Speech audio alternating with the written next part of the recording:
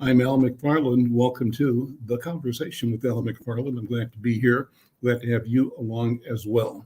Today's program, a really good one, an important one. We're talking about our communities at crossroads. We have elections coming up very soon, and we want to begin or elevate the conversation on some of the critical races in our communities. Joining me today is my good friend and an activist in the political, cultural, educational arena, the philanthropy arena as well. And that is Anika Robbins. She's here representing Black Votes Matter. She's the founder and prime force, the voice of Black Votes Matter. And we're going to be interviewing a couple of leaders in community who have vested interest in ensuring that our legacy institutions both are served and play their role in motivating, encouraging people to articulate our own interest as we move our community to the polls. Before we start with Anika, I wanted to remind you, thank you for watching the program, for supporting the conversation with Al McFarlane. And there's something I need you to do, and that is to become a subscriber. We're trying to get about 1,000 subscribers to this channel. And the way you become a subscriber is simply to go to YouTube Insight News, click on subscribe, like and share, and send a note to all of your friends, everybody you know, send them a note saying the conversation's on every day at 1:00 and that they should be a part of it and they should be subscribers as well. So do that, help us grow this channel. We think that this idea of us talking to us and talking to the world is a critical idea. It's a good idea. And we think that we have to just build on it and grow it. Well, with that, let me bring in my friend and my colleague, Anika Robbins. Anika, how are you? Good to see you again, as always. How are you doing? I'm great. Good morning, Al. Always a pleasure to be here. Well, absolutely. And the election, you've been for years now out banging the drum, rallying the troops, encouraging, teaching, telling, inviting, cajoling our community to pay attention and to get involved. So let's have that conversation right now. Why is it so important that we become relentless, that we remain relentless, unstoppable in motivating our people to come to the polls? Thank you so much. I thank you for pointing that out. It is always important to exercise our civic duty. It's always important for us to vote, to stay at the table for critical conversations. As a Gen Xer, I'm just keenly committed to making sure that millennials and, Gen Z and the generations that come behind them understand that it is something that as a tax-paying citizen, it's your right, but it's your duty. And so, but we also realize that there is a knowledge gap about how to engage. And so that's why we've spent a good amount of time focusing on voter education, because we understand that a lot of folks, even educated folks, don't always understand like who's on the ballot, what are the issues that they're advocating for, where to vote, how old do you have to be. And so we have to help the community understand that if there are things happening in your community that you're not pleased with, these folks are hired via the vote to implement change, to listen to you, and to make sure that they are serving your interests. And the moment that you feel like they're not doing that, then you have the right to fire them via the vote. And so we are really issuing a strong appeal to young Black men in particular, because they are the most disenfranchised in this country, in our communities. And yet most of the policies impact them the most, from mass incarceration, employment, access to capital, and so many other things. And so this is why it has been a calling, of mine to really just make sure that we are unrelentless, or relentless in making sure that people understand. And again, real quick, my commitment to it is, in my day, we weren't really thinking about politics. We felt like Martin Luther King and everybody marched. They sat on the back of the bus and We don't have to sit in the back of the bus no more. So things are cool. But one thing we have to remember is that there are folks who may be voting against your interests, who are working 2 a.m. holding meetings, making policies, changing laws that affect you. So while you're sleeping. So it's important for us to stay woke for real. Well, let's dig in a little bit. I'm glad you talked about back in the day, Mhm. because there was a time, and sometimes we hear it still, Mhm. where our community says it's divided, describes itself as divided. It's us versus them. It's the new people versus the old people, the young Ah, versus the old. mhm, mhm. And we are all familiar with the Willie Lynch story of how Yes. we keep Black people divided and therefore suppressed. Mhm. But how do you describe the generational shift? And I'm saying that recognizing that I'm speaking as an elder, Mhm. but I'm recognizing your movement Mhm. in my direction, right? I'm Yes, I have recognizing embraced my your, impending elderhood. your movement in my direction. And so, given that we are a generation apart, a little bit more than that maybe, Yeah. but we both are committed to the same vision, the same idea. How do you assess how we've come through and how we must come through, not being sidetracked by false ideas, by ideas that tend to um, discourage, Yeah. distract, Mhm. and neutralize our power? What do you think? Yes, I think that's a very important question. And as you know, Al, everything I do is deeply rooted in our ancestral wisdom and culture. And our culture has always been intergenerational. We've always moved as a family unit. We've always moved as a community. But in recent years, the last few generations or decades, we've seen this kind of strong individualism and almost separation from the concept of community. I don't know if we have upper mobility to blame for that, but I'm here to tell people unequivocally we need our elders and our elders need our youth. There's a lot of shared knowledge that needs to be exchanged. I have always acknowledged the brain wealth of our elders. We need to learn. Granted, there's a lot to be learned from next gen, right? Especially where technology is Mhm. concerned. And, certainly social media has changed our ability to have impact and influence. However, there are just methodologies and just some knowings around your way around the block, right? That just cannot be ignored or denied. And so I have always worked really hard to make sure that we're infusing all of the voices, right? And even in gender, right? Because that's another one between men and women, So we have to make sure that this thing remains inclusive of all who we are. But we can't do this in silos. We absolutely cannot do this in silo. I've learned a lot from you. I've learned a lot from Bill English, who is Mhm. my lifelong mentor, who's actually the force behind a lot of the work that we're doing. And I'm inspired by him. Mhm. Bill Sure. English is 89 years old, and we were just having community conversations in St. Cloud with Black leaders there. So seeing him do that inspires me, but I also learn a lot about how to navigate and maneuver in political landscapes. It's Mhm. all about relationship building, and he is a master at that, as are many elders. And so that's really important to us.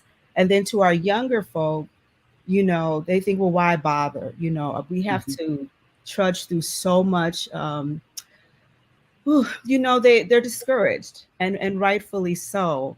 And so the story of, well, your ancestors died and shed blood, that doesn't work on this generation. They are far removed from that. And what they see is kind of they're being ignored, they're being disenfranchised.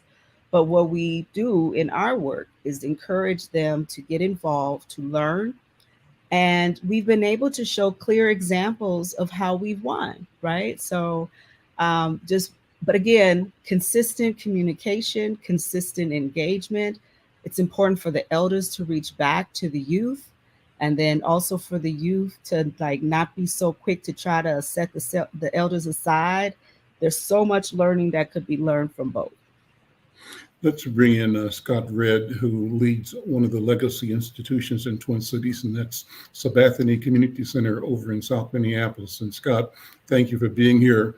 And I want you to just jump in and talk about the question of legacy, the question of institutional memory, and the question of how we create legacy institutions that support quality of life, a vision of freedom, a vision of completion, fulfillment for individuals and for family. Institutions that also stand as, a grand umbrella when we're in this torrential rain of disinformation and deception that the society sort of pours on us. But institutions like Sabathani have for the longest been bulwarks in providing a structure and a strength and a capacity for our people to survive and to move towards thriving. Scott Redd, welcome to the conversation. Thank you, Al. Appreciate the invitation to be here. You know, at Sabathani, our mission is to provide people of all ages and cultures with essential resources that inspire them to improve their lives and to build a thriving community. And we've been doing that for 57 years. And what's interesting, we've been doing that because we have elders like Bill English, Beverly Franklin, that constantly push us to be better, right? In a way that challenges us to be the best when we get out of the bed and when we go to bed, to be the best that we can be for this community. I often say in my circle that that Minnesota, in my circle, we call Minnesota Mississippi with snow, because we have some of the largest disparities in the nation between Black and white folks. Whether it's home ownership, I believe it's only 25% of Black folks own their own home in Minnesota, or health disparities, education, graduation rates, so employment. So we're falling behind. So it's so important. What Anika is doing is making sure that Black folks get out and not just have a small piece of the pie, but I think we need to have the whole pie because we've been missing so many pieces for so long and not being, our voices not being heard, not being represented. And that's how you have the disparities that we see in Minnesota. So our job as a beacon of the community is that we don't do to the community, we do with the community. It's so important that we listen to the community. And the second part of that is being able to put action in place to make those listening sessions, those voices from the community come alive. And that's what we've been doing for the last 57 years. One of the things that we just did was a community needs assessment. And one of the biggest pieces that came out was intergenerational conversation. Now, you imagine we have folks all the way up to 92 and as young as 12 having conversations. And they know that we need to have those intergenerational conversations with each other, because we got to know how this community, this Black community in Minneapolis became so strong and so powerful. And yet it started to dwindle in the power and the voices that we have. So we got to figure our way to build back better and beyond. And the way we do that is by connecting our elders with our youth, having those intergenerational conversations and making sure that we're challenged, just like our board members, just like Bill English challenges us every day to make sure that we're out and that we're not asking, that we're demanding that our voices be heard. Anika, talk about the events coming up. You've got a couple of important forums. Let's put those out front and center, and we'll come back and keep the conversation going.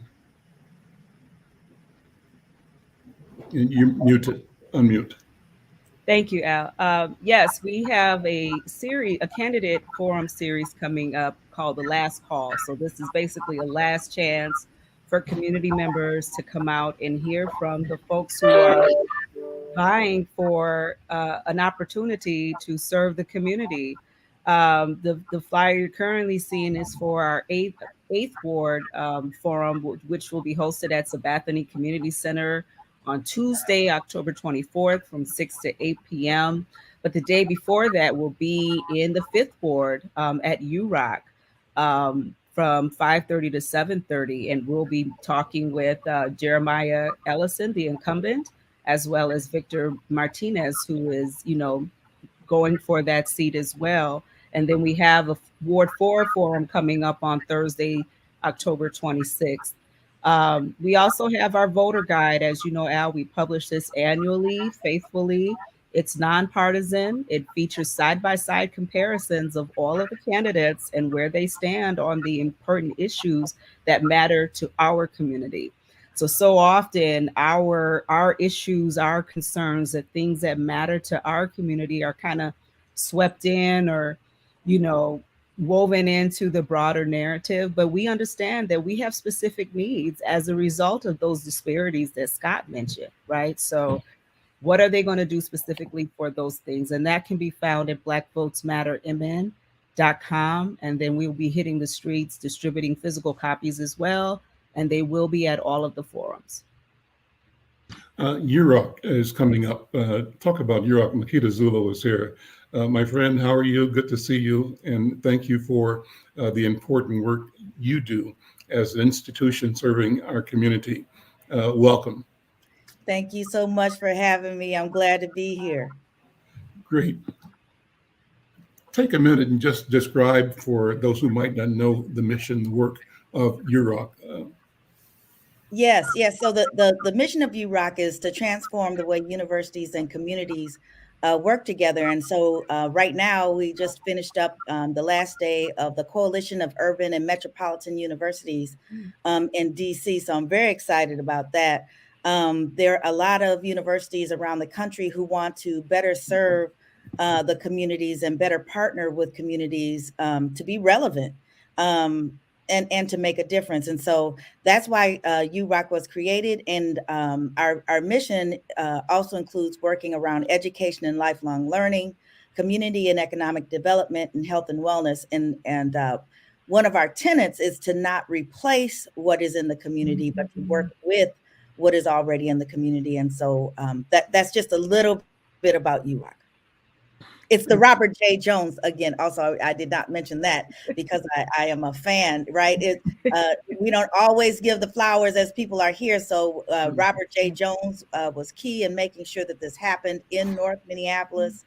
And we are the only place-based center in the country.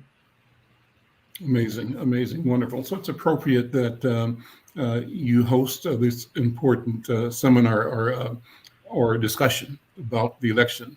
And Anika, what will people learn? Let's go through the three that are on the books right now. You called it Last Call. Yes. That's a great name. Talk about the name. What do you want to impart? What do you want to be the result of getting people the information they need to vote and to be present? Thank you. I think that's it. We just want them to vote and be present. But more importantly, we want them to make informed decisions. So oftentimes people vote blindly. I can't tell you how many calls and emails we get. People like, what are we voting for again? Who's running? So this is a great time to stress the importance of local elections, right? Because so often folks focus on the presidential campaign, which is important and it will be a big deal. And we see this election in 2023 as leading up to the very critical 2024 election coming up. But it does start here at home. There are many things that can be done that affects people's quality of life, the access to resources and programs and services. It may seem as simple as and mundane as, snow removal, but also the city's response to police accountability, their response to public safety, how they are addressing housing disparities. We know we have, low housing stock, affordable housing stock. And so these are things that, the incumbent, Jeremiah Ellison in Ward 5, and then his opponent is Victor Martinez. So These are things that you really want to push them and ask them what they're going to do this next round, you know. And I also want to point out, you know, the importance of having participated in the census.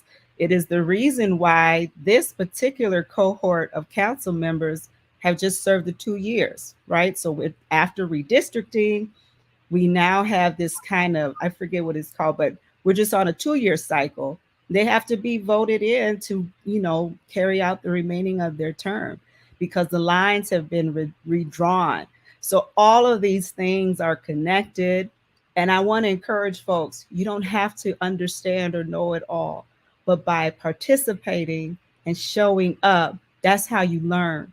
You know, I started all this out of my own ignorance, right? Like, I don't know nothing about it, you know, but like, so building from that, how do we deliver this information in as clear and concise a matter as possible in a way that resonates to us, right? And so this especially in the with Fifth Ward, you know, we have a violence problem. You know, we're still reeling from the effects of George Floyd and the civil unrest, you know, COVID-19, and not to mention disparities that have, you know, persisted even beyond those things. So it's important conversation in all of these wards, Ward 4, Ward 5, Ward 8. Not to say that the others aren't, but this could be a real game changer in terms of the power shift in city politics, right? I know over in the Southwest Ward, there's someone who has served in that role for 25 years. And now someone else is moving into that position unopposed, right? We have newcomers like Kenneth Foxworth, who's going after Ward 7. So it's an exciting time. It can mean good change, but it will depend on how people vote. Makeda, what are some of the bread and butter issues that you and our community in North Minneapolis deal with day in and day out? Let me commend you and your team over at Duroc, because what's obvious by the number of cars in the parking lot every day that you are convening our community across a broad range of issues and often. And so what are you reporting out as key concerns in the neighborhoods? Thank you so much for that. And I still think we can be used even more. And you didn't ask me this, but UROC belongs to both the community and the university. So community should be using it for its self-determined Kujichagulia reasons. And that's what we've always been, or at least what I've always tried to promote, and we shall continue. But I'm so glad you asked, because I grew up just about 2 blocks south of UROC, and I live a mile north. So let me tell you what I've been thinking about. I don't speak for everyone, but I think there are others who may agree. And you're right, Anika, you don't have to be an expert, but you are an expert in what is important to you. And so that's why you show up at these forums and you ask the questions that make sense to you. So support for health and wellness initiatives that support issues that face this community, like diabetes, infant mortality, and addiction. Intergovernmental connection to get transportation and amenities like North Commons, the Lopet, the Upper Harbor Terminal, working as the residents who have been interested for years and invested for years in this community understand and had requested. So I need that to be clear, that as the folks that have been here and been invested have requested, there are others who are requesting how these things work as well. Also, ordinances that protect historical property and landowners and residents. We have a property issue. We you know, we're landlocked, but we have a lot of properties that could be upgraded by neighbors. Let's be creative and figure out how the neighbors can invest in those properties in a way that doesn't devastate them, because we've been under-resourced, as opposed to all of the developers that like to come in and buy our homes. Housing that attracts new residents who value the history of this community. So we want new people, but you need to value who's been here. And I would say, if we can take a little note from Plymouth, I think Plymouth does a good job of having large housing units that fit into the community, that don't stand out. This is totally personal, nothing to do with UROC. I cannot stand these high-rise apartments. Okay. All right. We need infrastructure and upgrades with some imagination for the roads. And when I'm talking about infrastructure, I mean roads. I mean technology that benefits differing abilities, broadband innovation, a model that is done in conjunction with small town and rural communities. You know, they're always pitting us against one another. Let's try an initiative that works with 3 different communities doing the same thing. And, you know, Anika talked about this a long time ago, that Black folks need to get out of here. And I had a chance to visit Paris recently. Mm. And I know we think of it as a romantic city, but I'm gonna tell you what I learned about Paris. I can get on a train and get anywhere, and it's safe and it's clean, and I don't have to have a car. All the cars there seem to be don't seem to have emissions issues. I thought that the US was on the cutting edge. We are far behind, and maybe Minneapolis and St. Paul could be on the cutting edge of transportation. Who knows? Takes a little imagination, but why not put it out there? Accountability for hiring Indigenous, Black, and Brown, and those in poverty. So, you know, when we talk about snow removal and talk about these roads, I get frustrated. But every time, I'll put it on a positive note. Every time I see a Black man on a job, or a Black woman, or a Latino, or an Indigenous person, and I can't tell you if I've ever seen an Indigenous person on these jobs, I get excited and honk my horn. Because why are other people benefiting and filling their pockets and taking tax money into their communities to build ours? And then an overhaul of city employees who see this as an issue. You know, I don't think it's the folks at the top or the elected officials that are the problem. I think it's some of our city employees, and we need to figure out how to get rid of those folks. This is Makeda, not speaking for the University of Minnesota. All right. And what's working well? Because I also want to say, what is working well that we can keep working on? This cultural district work has been fantastic. I know it's still developing, so we don't see the full results of it. But we are taking control of our community in a way that puts money in our pockets, in the community pockets. So at least money can circulate about 3 times in our community. So I'm excited about that. We can look in the Camden area, West Broadway, along Plymouth Avenue, looking at North High. Devin George building this, you know, manufacturing unit. These are all good things, and those things should continue. I am a part of Black Women Rising that supports we support Black women who are running. I'm also on the board of Women Winning, and usually that has nothing to do with city council. However, it has to do with city council values. So if your values do not align with mine, I am not looking to support. So those are things I'm thinking about. You mentioned Just that a little bit. I'm sorry. You mentioned that you were born 2 blocks south and you live a mile north. Talk about the neighborhood from your being a child of North Minneapolis and your vision that you've just shared, your analysis you've just shared about what the challenges are at the moment. But contextualize this. When you were a child, what did you envision for yourself and our community? Have you been disappointed, or have you been experiencing a sense of steady progress and fulfillment, or somewhere in between, or neither? What do you think? I would say somewhere in between. I don't know that I envisioned anything, because I felt when I was growing up, I felt it was a beautiful place. So I wasn't seeking anything. In my block, just my block from 12th to Oak Park on Newton Avenue, we had a 4-plex, we had single family homes, we had duplexes, we had renters, we had homeowners, and we had a large apartment complex. All those existed on that same block. We had single parents, we had 2-parent family homes, we had just adults living with themselves, folks that had dogs, folks that didn't, and then our family who had every animal you could conceive of, right?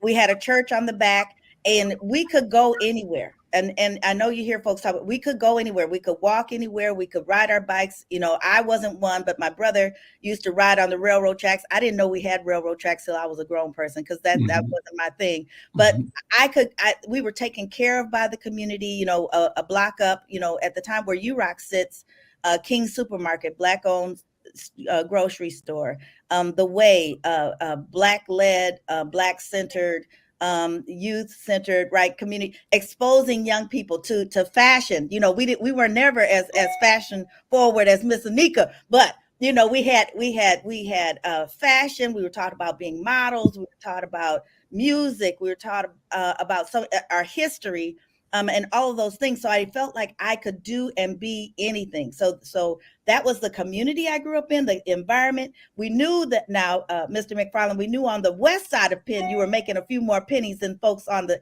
east side, as you know, because you on the west side and I grew up on the east side. And then you go a little further east. But guess what? We all played together and hung out together. That knowing that folks made a few more pennies didn't mean we didn't work together and understand that we didn't have the same goals as far as us having upward mobility and stability. So I have to say, in some ways, I'm disappointed that the more Black people we have gotten, and because of structures, I don't think it's necessarily just because of us. The structures have, invited folks not to live. When they would come when I graduated in '89, and folks were invited to, started jobs at General Mills, they were told to live other places. And so that helped to diminish who could live in our communities. I have no idea why the North High districting changed, because when I live on 23rd and Irving, and when it was time for my children to go to high school, they were not supposed to go to North, which they could walk literally 5 blocks. They were supposed to go to Henry. Now, no disrespect to Henry and all the Patriots, even though you are still second best to North. I'm an honorary North High graduate. I hope I'm not talking too much, but I went to Regina High School on the South Side, all-girl Catholic school. Then I graduated from Breck, which was in Golden Valley.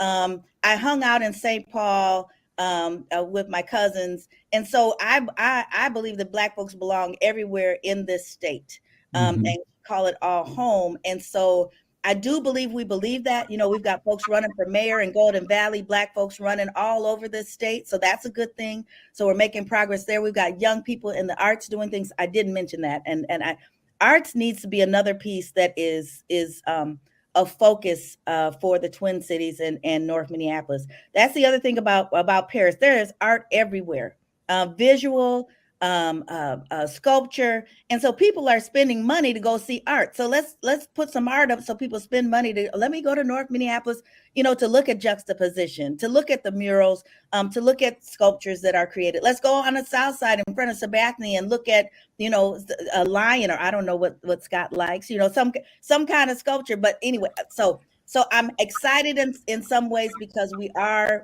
making things happen.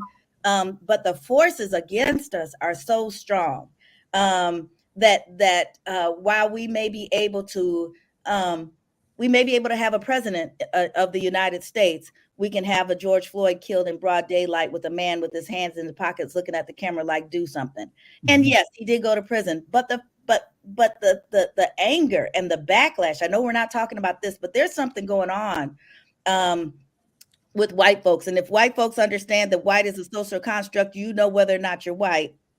And so whiteness is a problem, and something's going on with folks in this whiteness that it is upset. So we must be on the brink of doing something really great. I'll end there. Let's take a break, and we'll come back and talk more about that in just a minute.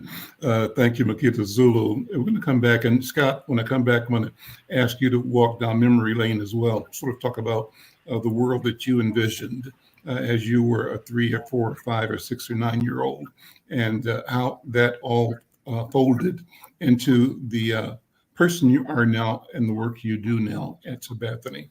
I'm Al McFarlane. This is The Conversation with Al McFarlane. Be right back. Are you or someone you know recovering financially from the COVID-19 pandemic, the lockdown, or any other reason? If so, help is available. Findhelp.org is a site to find a wide range of resources, including food, medical care, and more. The best part is based on your zip code. Visit findhelp.org, enter your zip code and the service you need. You'll get a map directing you to the organizations that can help you. Help is waiting at findhelp.org. If you need help starting anew, findhelp.org is the site for you. Before we go back to Scott, Anika, I want you to remind people of the important events coming up about the last call. Thank you. First of all, Makeda, when are you running for office? I mean, inquiring minds want to know. When you tell me it's time, I'll go. Baby, it's time. Listen. But yes, so we're excited. We're kicking off the Last Call series in Makeda's house at UROC on Monday, October 23rd from 5:30 to 7:30. We will have Jeremiah Ellison and Victor Martinez in the house. And it sounds like Makeda is going to be part of our committee that's helping craft these questions. So maybe even moderating, we'll see. But really excited to have these critical conversations. And then the next day, Tuesday, October 24th, will be in Scott's house at Sabathani from 6 to 8, talking about issues specific to 8th Ward, which is 8th and 9th Ward, 7th Ward, where George Floyd happened, lots of development happening, but more still needs to happen, right? And then Thursday, 10/26, October 26th, we'll be chatting with neighbors in the 4th Ward. We're also going to have a brief presentation from Fair Vote Minnesota. This is a ranked choice voting election, and sometimes that can cause confusion for voters. And so representatives will be there to talk about how to rank choice and the benefits and so forth. I should also point out that these forums, the Last Call series, is sponsored in part by Insight, but also the Monitors Club of Minnesota and the African American Leadership Forum, as well as the Anika Foundation and McKnight Foundation. So we are really keenly interested in making sure that community members have an opportunity to come out and hear from their candidates. This is basically about a week before the election on Tuesday, November 7th. Early voting is open and available now. And then, so if you can't get it in or you can't make it on the 7th, you can go to your polling locations. Those are on our website, blackvotesmattermn.com, where also our 2023 voter guide is published as well. So there's really no reason to not know. But I'm still happily accepting calls and emails if you got a quick question or something. But that's what's happening next week in our community. So come out and get fed, get your questions answered, and talk. Put it to the candidates, and make sure, sometimes we get a celebrity, right? Like kind of starstruck, but candidates are folks from our communities who they step into this role to serve and solve problems. At least that's our hope. So you might see them on the news, and media has a way of making folks become celebrified, but these are community servants. And so don't be shy. Don't be starstruck. Don't be scared. Don't be scared. Yes. Come out and ask these questions and hold them to it. And one of the things that we'll be looking at doing is how do we hold folks accountable, right? So conversations like these are important because we could go back and say, hey, on Monday 23rd on the conversation with Al McFarlane, we raised these issues. Residents of the community want to know what you're going to do about housing, so what have you done and what do you plan on doing? So it's important to not just get them in and walk away, but to stay at the table and to stay in conversation with them. And if they're not returning your calls or emails, you need to call them out. There you go. Scott, I see you nodding your head over here. Jump in the conversation and do a variety of things while you got the microphone. One is tell your personal story. Who are you? Whose shoulders do you stand on? And what brings both the passion and the drive to serve your community and your profession. And then as Makeda, and you've done this already, but do it again, outline the challenges in the community that must be addressed, that we must address, and that one of the ways we do that is by selecting and supporting effective leadership at City Council. Therefore, we invite and encourage and demand that we all show up to express our voice, our vision through our vote. But Scott, go ahead, brother. Sure. So I was born and raised in Waterloo, Iowa, about 3.5 hours away from here. And I would say we always, when people ask, about, we've been talking about equity for a long time. So what our community wanted back in Waterloo, Iowa is the same thing I think what every community wanted. We wanted to have the same things and more that we saw that what other folks had across the railroad. So very segregated town. I lived on the east side of town in Waterloo, Iowa. Our biggest employer was John Deere, and my father was an electrical engineer at John Deere. And I tell a funny story. I'm the youngest of 3 boys, and so when my oldest brother graduated from high school, my father called him into his room, and I remember listening. He said, "Tony, you're my oldest son. You're my smartest son. You're gonna do great things in this world. Make your family proud of you." And my brother went off and he became a electrical engineer, much like my father. My middle brother, he graduated from high school. He was 2 years older than me. He said, "Mark, you're my middle son. You're my smartest son. You're gonna do great things in this world. Go off and make your family proud." He became a chemical engineer. And I came in, he was like, "Scott, after my graduation, I'm all happy." I'm like, I know the speech. I know what he's gonna say. So he called me into his room. He said, "Scott, you're my youngest son. You're not as smart as your brothers." You're gonna have to work hard, but you're gonna make your family proud of you. And I tell that story because that whenever we get together, I tell that story all the time when my brothers and my father get together. My mom has since passed, but I tell that story because it really put a drive in me to be the best that I can be. I'm naturally competitive. I came to Minnesota in 1987 as a student athlete. I played football at the University of Minnesota and majored in electrical engineering and have an engineering degree here from the University of Minnesota. But what really inspired me to be the person that I am is my background and my upbringing. I remember I felt isolated at the University of Minnesota because so many of us was trying to fit in with them.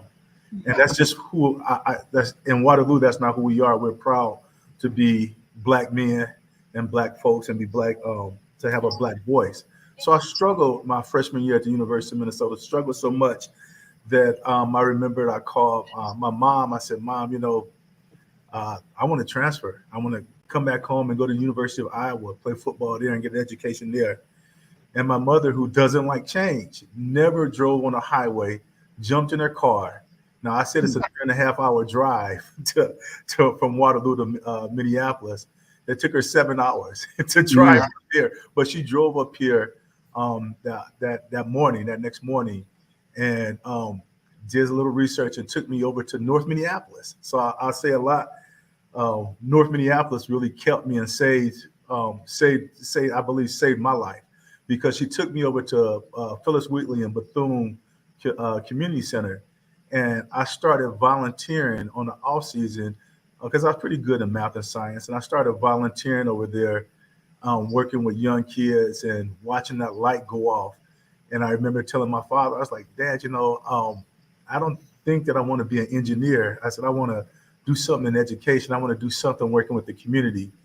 And my father, who was from Florida, looked at me and said, "That's something you do in your pastime. That's a pastime. You're gonna be an engineer like your 2 brothers. Remember, I told you to work hard." But so I went ahead and I got my engineering degree. But I just always knew what I wanted to do. I like this. Instead of solving the problems of energy and the problems of engineering and designing engineering problems or solving those problems, I like solving problems that happened in the community and what was going on in the community. And given that North Minneapolis was a place where I felt home and made me feel whole and make me feel like I was back in Waterloo. I knew that once I graduated, that my master's and would be in the sciences. So I went back and got or social science. So I went back and got a master's in my BS in education, right? And I'm sorry, my master's in education. And I've been doing that ever since. I've been working in the community ever since then. I actually worked with Makeda when I was at the University of Minnesota in the African Americans, African Studies Department. And that's just who I've been grounded. That's the work that I've been grounded in, working with the community and looking at how do we become social engineers to looking at the complex issues that our communities face and how do we solve them together. So that's what I've been doing. I've worked as a chief operating officer at Aon, which is an affordable housing developer, who try not to build those big buildings that you talk about, Makeda, but given that the affordable housing is so prevalent and needed in this city, I worked there, and then came over here at Sabathani. And the things that I see that our community, and again, because we do with our community and not to our community, we always say that we have, that we have four great assets. Over 150,000 people a year come through these doors at Sabathani, and we own 5 acres of land in the city. I think, from what I hear, we own more land. We own more land and property than any other Black community center. So that's important. It's 188,000 square feet. And what I constantly keep hearing from folks in our community, is about that equity work. They want to know, how do we elect candidates that, promote health and wellness, right? Increase, the quality of life and improve health outcomes in our community. We have an apartment complex, a senior apartment complex for 55 plus. And I was surprised that about a third of them are using walkers and canes to get around. And these are folks who are, 55, 60, 65. That's still young, so changing those health disparities, working with folks like at United Healthcare, the Catalyst program, to change those health outcomes. So one is promoting health and wellness. We have the highest asthma rates of youth in the state, and that's because of 35W runs through our community, and there's carbon emitting buildings like the one we have that we're looking to change. And then it's also about the second thing I would say is increasing economic prosperity. We want to ensure that our individuals and families in our community have small businesses and opportunities to build wealth, to attack the poverty rate, to look at the income rate for what the wealth levels, to build wealth in here and eliminate this unemployment gap that we see between Black and white folks in Minnesota, especially here in South Minneapolis. And I think the third thing is around to support our community. We want candidates that will be a beacon and a hope, or a source of hope for critical support for our community. We're 6 blocks where George Floyd was murdered at. And we've lost over, what I hear, 2,000 businesses in Minneapolis, or in Minneapolis, St. Paul, from the civil uprising. But what's interesting, and you mentioned this earlier, Brother Al, is that this building is a beacon. So with all the broken windows around here, with all the, things that were spray painted on the businesses around here and the buildings, this building wasn't touched, because even the youth that was out there looting and raiding knew the importance of this building, knew what Sabathani has meant for the last 57 years. Whether it's coming here, we serve over 120 people a day at our food shelf. We've given away, Sherry's gonna kill me for this because I should know it, but I believe over 80,000 pounds of clothes to our community. And these is for kids to go back to school, and for people to go to work in, and creating workforce strategies programs where folks can not get a job, but get a career. Mhm.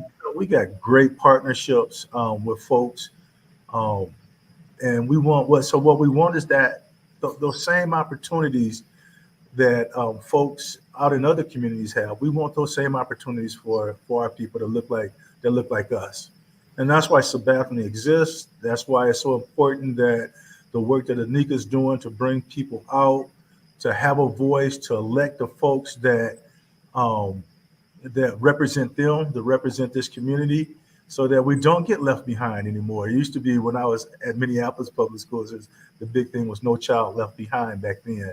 Now it's about no community being left behind. And specifically, that's the Black community. We made this community great. In 1930, this community was deemed as an undesirable community, meaning that it wasn't fit for people to live. This was the first place where Black folks can buy and own homes.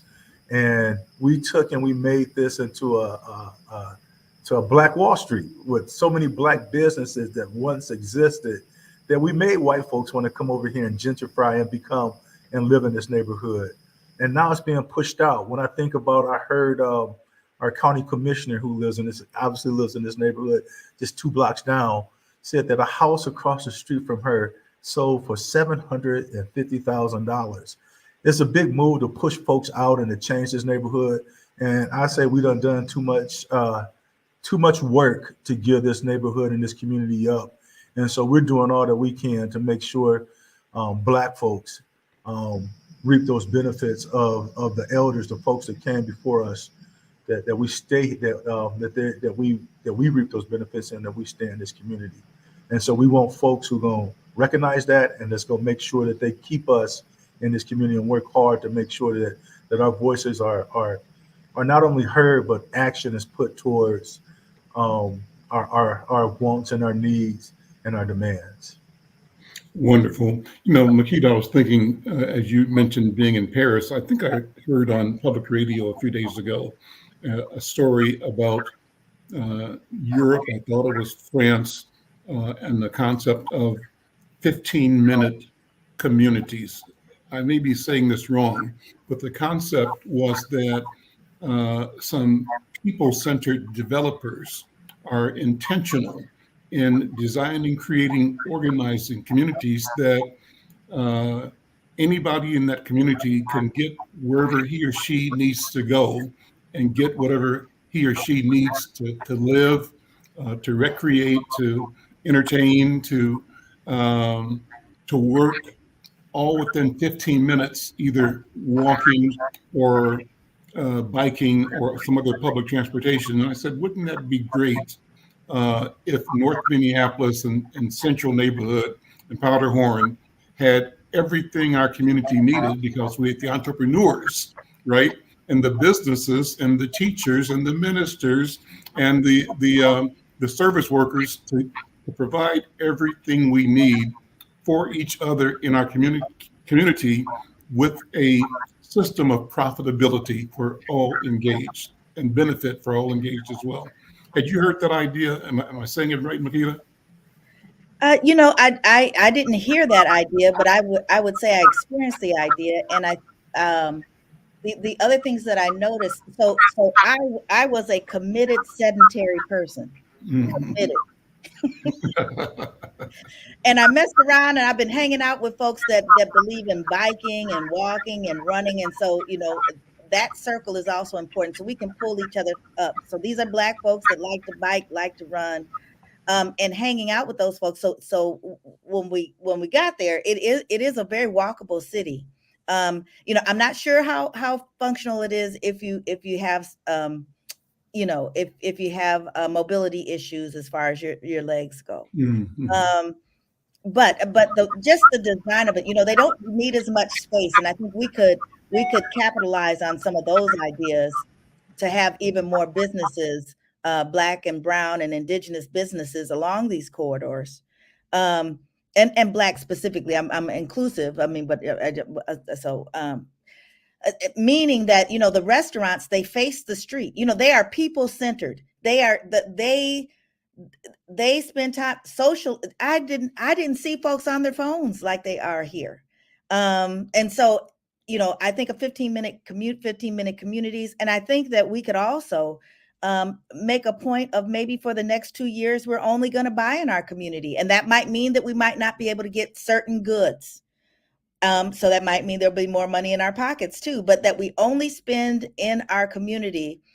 Because what I have noticed, another disappointing piece is, the Brookdale Mall. The Brookdale Mall was booming at one time. Then Brookdale Mall closes down and West End develops. Well, why wasn't the West End developed along Plymouth Avenue or along West Broadway or Lowry or, and I don't know South Minneapolis as well. I used to work out of Sabathani many years ago, Quest for Excellence. And my kids went to New Horizons with Bobby Lay after school program. So we have people who've been doing. Anyway, I'll try to stay focused. I will end on there is innovation. We have the imagination and the innovation, and let us remember to praise publicly and correct privately. But being Black or considering yourself an African American is not enough. We have to produce. And we may not know. It is okay to not know. So you get into this job and you don't realize, what all you can do as this servant leader.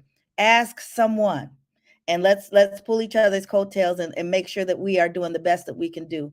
I think that we have great opportunities. We know what we need, and I will be quiet. Well, listen, you said a lot, and this has been a wonderful, wonderful, wonderful conversation. And I just want to remind people to go to Black Votes Matter online and get the details about these important community sessions talking about what's at stake in the upcoming elections, the city elections. It's time to pay attention. Pay attention. I think we're at the beginning of as you said, Makeda, something's changed, and as they get more frazzled, I think it lets us know the signal is get together, get yourselves together and emerge, arise, and be your genuine self. Like your statement about Waterloo, be yourself, right? Don't try to fit in, change the deal, and have the rest of them follow your direction, your lead. Well, listen, thank you so much. Thanks to my friend Anika Robbins, great for helping curate the show. Great for the work that you're doing, Anika. And thanks to Scott Red, and thanks to Sister Makeda Zulu at UROC. I want to say thanks to Vash Bodhi, who has been our producer for the conversation, who's leaving the organization, but thanks to Vash for all of his vision, his work to upgrade, improve, and put us on a different plane, and successfully so. And I want to introduce in the future Cooper Mitchell, who will be joining as a producer of the show. With that, thanks again. I'm Alan McFarlane. This is The Conversation with Alan McFarlane. We'll see you next time.